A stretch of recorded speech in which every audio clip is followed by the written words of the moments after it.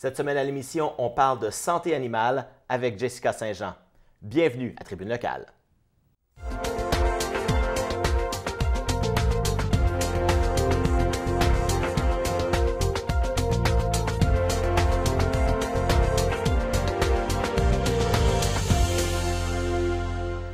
Jessica Saint-Jean, bienvenue à l'émission. Merci d'avoir accepté.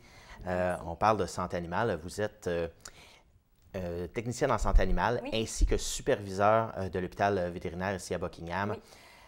Ça part d'où, cette passion pour les animaux de compagnie? Mon Dieu, je pense que tout le monde dans le domaine animal, on peut dire que ça part de l'enfance. J'ai toujours aimé avoir des animaux autour, trouver des petits écureuils ici et là, les prendre, essayer de les soigner s'ils étaient blessés, et toujours être en contact des animaux. J'ai toujours aimé les chats, les chiens, les chevaux. Fait que ça part vraiment de loin. Puis quand j'ai su que le métier de technicienne en santé animale existait, je me suis dit, mon Dieu, ça c'est pour moi, là. On en parle, bon, comme les chats, les chiens. Oui.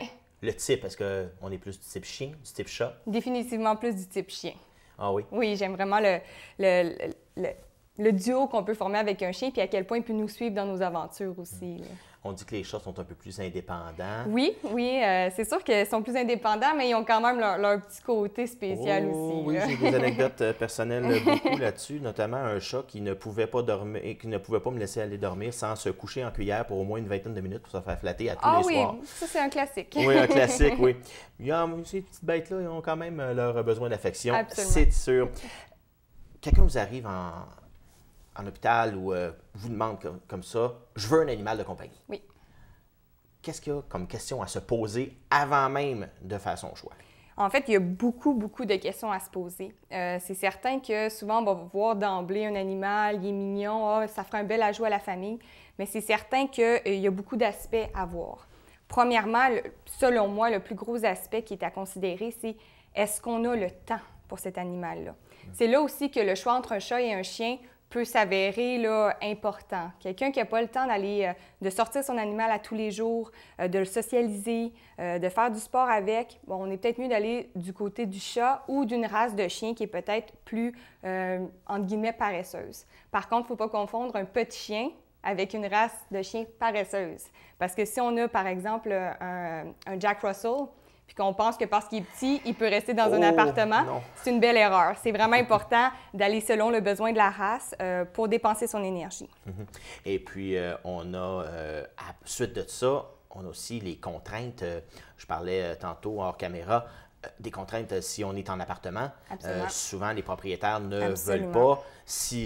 Si on a un propriétaire qui veut actuellement, ça ne veut pas dire qu'il ne va peut-être pas changer d'idée ou, si on a déménagé, trouver un appartement avec des chiens. On le voit souvent lors du 1er juillet. Les gens abandonnent leur animal et la SPCA se ramasse pleine. Ensuite, on choisit souvent son animal de manière émotive. On le voit, comme on dit, il est mignon. Oui, absolument. Mais analyser son style de vie avant, c'est vraiment, je pense, la clé pour... C'est primordial. Puis aussi, à cause de ça, je pense que c'est vraiment important quand on va adopter un animal, soit de faire affaire avec un refuge. Les gens de refuge, c'est souvent des gens qui sont passionnés, mais qui veulent aussi donner une chance à l'animal, mais être certain de le placer dans un endroit où est-ce qu'il va rester toute sa vie. Aussi, les éleveurs certifiés là, qui vont faire vraiment tout ce qu'il faut au niveau de la génétique des parents, qui le font par passion de la race, eux aussi, ils ne veulent pas voir revenir dans un an avec l'animal, peut-être pas dompté parce que les gens n'ont pas pris le temps, puis là, d'avoir à les replacer. Il faut faire attention à toutes les annonces un peu kijiji, des mélanges qui sont inventés, que les gens veulent vraiment faire de l'argent avec des races. Fait que c'est vraiment d'aller trouver de se faire conseiller, en fait, par un bon éleveur ou par un refuge. Ça peut être des refuges, comme il y en a un à l'Ange Gardien, là, le refuge des Anges Gardiens des animaux, avec qui on fait beaucoup affaire, mais ça peut être une SPCA ou un organisme comme ça qui va vraiment là, essayer de trouver la meilleure famille pour l'animal. On dit souvent, bon, plus un animal est gros, plus il coûte cher à soigner. Est-ce que c'est vrai encore? C'est sûr qu'au niveau de la nourriture, l'animal va coûter plus en nourriture parce qu'il va en consommer plus, évidemment.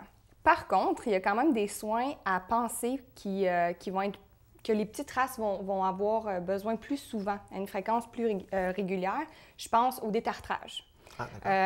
Les grandes races, là, si on va au niveau nourriture, par exemple, on va, grosso modo, qu'un chien va manger en moyenne 50 de son poids par mois. Fait que ça nous donne vraiment une bonne idée pour essayer de voir calculer ce que la nourriture peut coûter à notre animal. Plus le chien est petit, ça va être un peu plus que 50 de son poids par mois. Puis plus la race est grande, ça va être un peu moins que 50. Mais tu sais, c'est une règle... En moyenne. Oui, c'est ça. C'est une petite règle de base. Par contre, c'est ça. C'est sûr qu'à ce niveau-là, comme on disait, c'est sûr qu'un berger allemand, par exemple, peut manger 4 tasses et demie, 5 tasses, dépendamment du type de nourriture, évidemment, par jour. Si on regarde un Yorkshire, bien là, on a des quantités qui sont moindres. Par contre, le Yorkshire va avoir besoin de soins dentaires beaucoup plus tôt que le berger allemand. Pourquoi? Parce que, dans le fond, c'est génétiquement, premièrement. Et puis aussi, des fois, ça va être la façon que la mâchoire est faite. Justement, les Yorkshire, par exemple, sont un bon candidat on appelle ça des dents décidues. Donc, les dents de bébé ne tombent pas.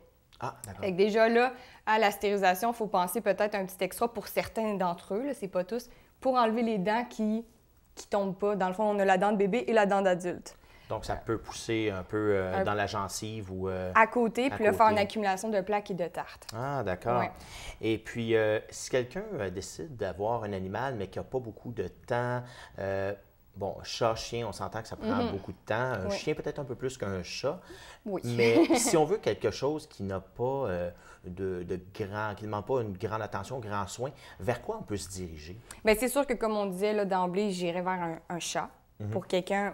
Pas un Bengale, mais un chat domestique, là, pour quelqu'un qui n'a pas beaucoup de temps, c'est certain.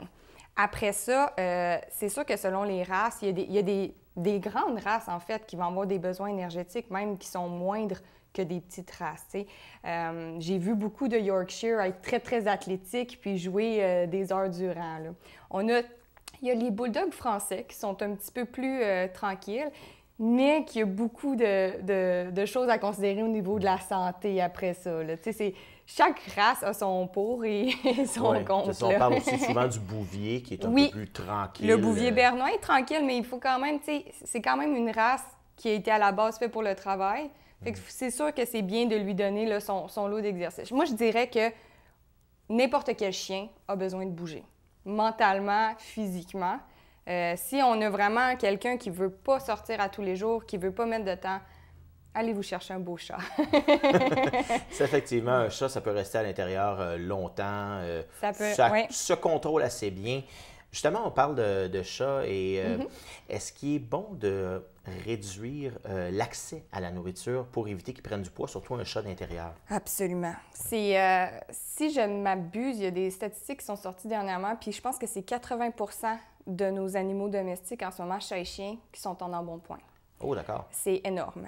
On va voir beaucoup de chats avec des problèmes. Ça peut venir à des problèmes urinaires, le diabète, beaucoup de problèmes métaboliques à cause du surpoids. Fait que c'est super important de, comme vous dites, limiter l'accès à la nourriture, mais je vous dirais surtout de choisir la bonne nourriture pour l'animal. Moi, un animal qui est en parfaite santé, un bon poids, je recommanderais directement de la nourriture dentaire pour prévenir la plaque et le tartre, comme je mentionnais. Mais dès qu'un animal est en surpoids, c'est vraiment important d'aller trouver une nourriture qui est perte de poids. Puis ça, on se trouve ça seulement chez son vétérinaire, là. Parce qu'il y a juste les compagnies qui sont distribuées chez le vétérinaire qui vont avoir des diètes qui vont avoir été éprouvées en clinique, mais aussi qui vont avoir un contrôle de qualité qui est pour spécifiquement la perte de poids. C'est beaucoup plus cher, on s'entend aussi, la nourriture versus, on peut aller dans des grandes chaînes, on ne nommera pas une grande chaîne américaine. Oui. Mais ça peut nous ramener, par contre, des frais à long terme qui sont... Absolument. Absolument. Justement, je viens de visiter une usine au Kansas d'une nourriture vétérinaire. Puis j'ai eu beaucoup de séminaires, j'ai visité l'usine, j'ai visité les laboratoires, c'est super intéressant. Puis les études démontrent qu'un animal qui est en poids santé, puis ça, c'est des études qui ont été faites par Purna, Pro-Plan Vétérinaire, il y a plusieurs années, qui démontrent qu'un animal peut vivre jusqu'à 2 ans de plus s'il est dans un poids santé idéal. Donc, souvent, on va avoir tendance à récompenser nos chiens. C'est très émotif, la nourriture. Mais en même temps, si on se dit « Wow, notre animal, on l'aime tellement », qu'est-ce qu'on préfère entre lui donner la gâterie de plus ou l'avoir 2 ans de plus? C'est à y penser. Puis, comme vous disiez, au niveau des coûts, C'est sûr que la poche de nourriture, comme il y a plein de tests, d'études, la qualité des ingrédients, la qualité des valeurs nutritives est tout étudié, c'est plus dispendieux. Par contre, ça peut nous éviter de traiter une insuffisance rénale, de traiter un diabète, de toutes ces maladies-là. Les coûts peuvent s'additionner assez rapidement. Oh mon Dieu, c'est assez faramineux. Là. On pense souvent chat-chien, mais est-ce qu'il y a d'autres types d'animaux qu'on ne pense pas? Nous, moi, je suis plus spécialisée au niveau chat-chien. Il y a certaines cliniques dans les environs aussi là, qui vont faire des reptiles, les oiseaux, tout ça. Mais je vais vous avouer que c'est vraiment pas ma tasse de thé. Je connais bien les chevaux parce que c'est une passion à moi, mais sinon, au niveau à la maison... Exemple là, donné, avoir des petits rongeurs, qui peuvent demander un peu moins, peut-être? C'est certain qu'au niveau des soins, puis du contact humain, ils en ont moins besoin. Après ça, je ne pourrais pas vous dire, malheureusement, sur les soins à leur apporter. Là. Que recommanderiez-vous, justement, dans... on parle de chiens d'appartement. Beaucoup de gens s'en vont en condo, vont remettre les clés de leur maison, vendre leur maison, surtout en étant âgés. Quel genre de chien? Est-ce qu'on va dans, j'imagine, un plus petit chien? C'est sûr que, comme je disais, ça va dépendre aussi du temps que les gens ont à la maison ensuite. C'est pas grave l'espace qu'ils ont tant qu'ils ont le temps de dépenser leur énergie durant la journée. Fait comme je disais, c'est sûr que tantôt on parlait, exemple, on peut parler d'un caniche royal. Un caniche royal, c'est une race qui est très intelligente, qui a quand même besoin d'activité physique, mais qui ne serait pas malheureux dans un condo s'il est stimulé à tous les jours. Puis quand on parle de stimulation, c'est sûr qu'on a de la stimulation physique. Donc, aller courir avec notre toutou, la porter au parc à chiens, prendre des grandes marches. Il y a même des gens qui font du rollerblade avec leurs animaux. Mais ça peut être une stimulation aussi juste psychologique. Donc, de lui apprendre des trucs, de faire justement des jeux avec eux. Là. Il y a même des bols interactifs qui existent pour nourrir l'animal afin qu'il ait à travailler pour aller chercher sa nourriture. Même chose chez le chat. Puis chez le chat, ça va faire un bon contrôle aussi du poids, comme je répétais tantôt. Là. Oui. Est-ce que d'avoir plusieurs animaux va les aider, justement, si on est un petit peu plus absent? C'est une très bonne question. Pas nécessairement. Ah non? Il y a beaucoup de gens qui vont adopter un deuxième chien parce que le premier chien est anxieux ou excité. Puis des fois, ça va faire un effet cascade et le deuxième chien va faire la même chose, va devenir anxieux et excité à son tour. Fait que je dirais, on est mieux vraiment de travailler quand on a des problèmes de comportement, par exemple, là, de travailler sur le chien qu'on a, puis pas nécessairement de se relier à un deuxième chien. Je sais que c'est pas exactement ça la question, mais ça me fait penser à ça parce qu'il y a beaucoup de gens qui vont dire « Ah, mon chien, il est malheureux, il est tout seul, il mange les cadres de porte, tout ça, je vais en acheter un deuxième. » On va en adopter un deuxième, c'est pas la solution. Non, ça peut justement... comme on dit en anglais, booster le problème, ça peut surcharger le problème absolument, aussi. Oui. Et même au niveau des chats aussi, même chose. Oui, les chats, c'est des animaux très territoriaux. Fait que c'est pas nécessairement tous les chats qui vont aimer cohabiter. Puis pour les chats qui cohabitent, c'est très important qu'ils aient chacun leurs espaces, chacun leur litière, leur point d'eau, leur nourriture. Parce que justement, si on en a un qui est plus territorial que l'autre, il pourrait réduire l'accès au deuxième chat à aller s'abreuver. Puis après ça, ça peut engendrer des problèmes urinaires, etc. Là. Eh bien, on continue cette conversation avec Jessica Saint-Jean. Tout de suite après la pause, revenez-nous à Tribune Locale. Je m'appelle Jasmine, j'ai une amputation à la jambe gauche et j'adore faire la planche à neige. J'ai un grizzly sur ma prothèse parce que quand j'ai vu le dessin, j'ai comme vraiment fait « Wow, il me le faut sur ma prothèse ». Quand les gens me demandent c'est quoi qui est arrivé à ta jambe, je leur dis que je suis née comme ça. Puis je leur dis que c'est pas ce qui m'empêche de faire le sport que j'aime. C'est vraiment grâce aux amputés de guerre si je peux faire de la planche à neige. Donc ce que j'aimerais dire, c'est un gros merci. Sais-tu combien ça coûte si un auto s'arrête pas au stop de mon autobus scolaire? 200 $, 9 points d'inaptitude. C'est ça. Est-ce que tu sais combien de bonbons je peux acheter avec ça? 1 million environ. Est-ce que tu sais qu'est-ce qui arrive si on conduit dangereusement en zone scolaire? On risque de blesser un enfant, puis on peut perdre jusqu'à 36 points d'inaptitude. Ça, c'est beaucoup de points. C'est important d'être très, très, très prudent.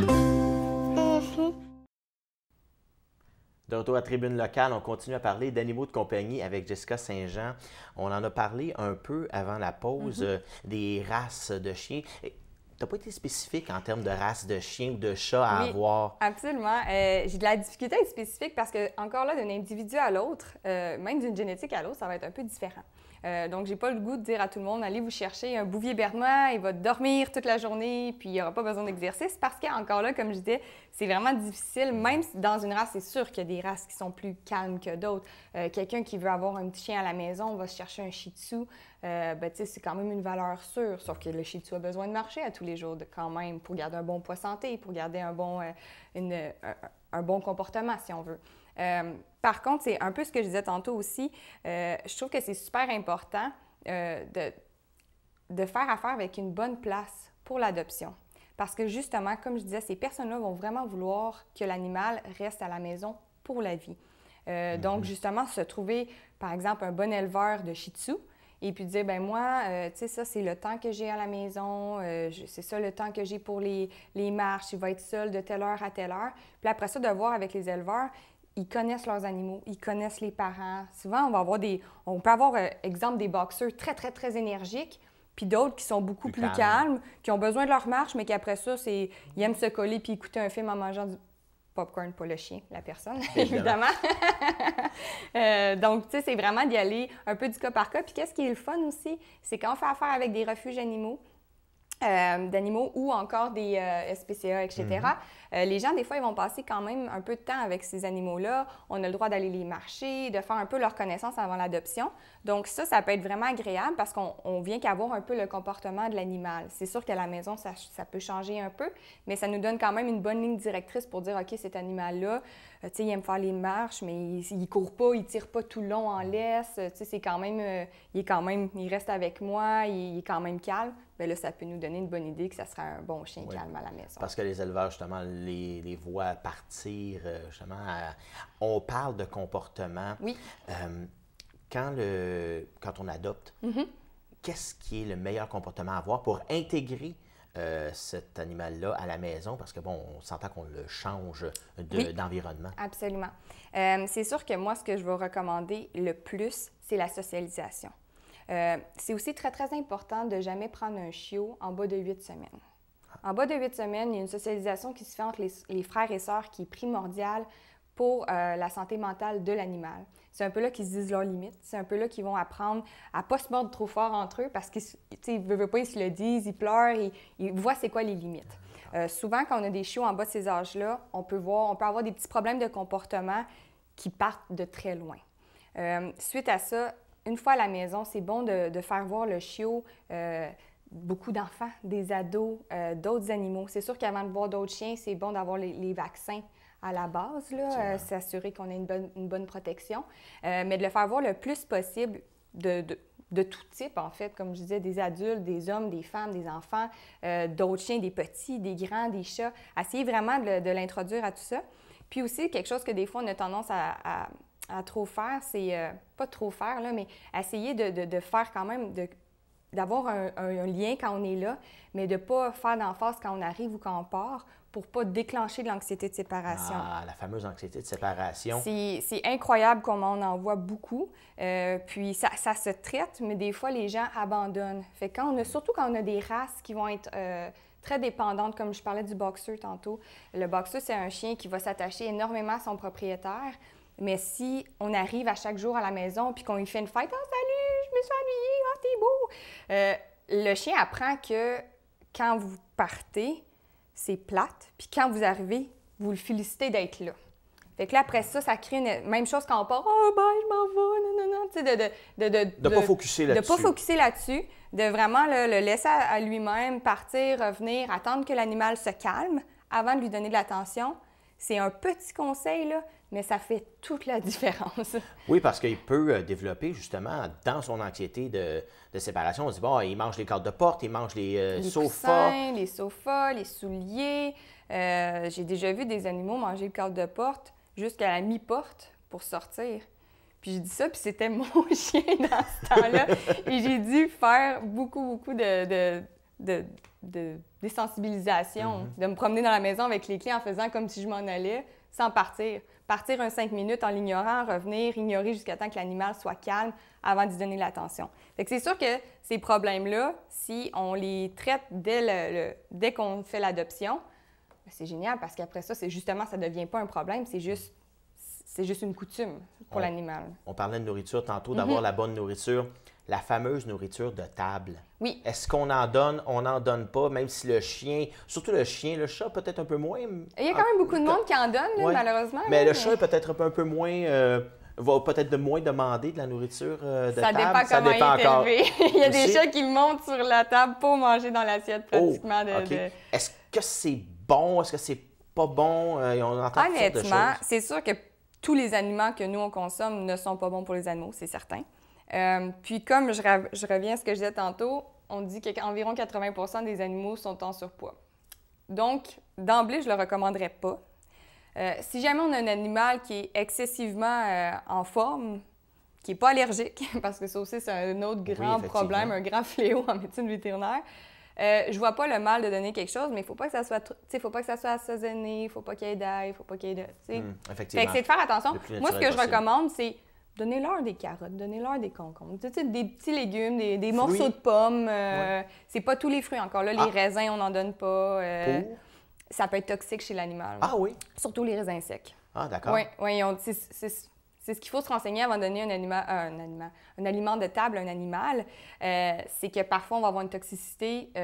Les reins ne vont pas fonctionner de la même façon. Si je ne me trompe pas, justement, les raisins secs, c'est au niveau des reins que c'est pas bon.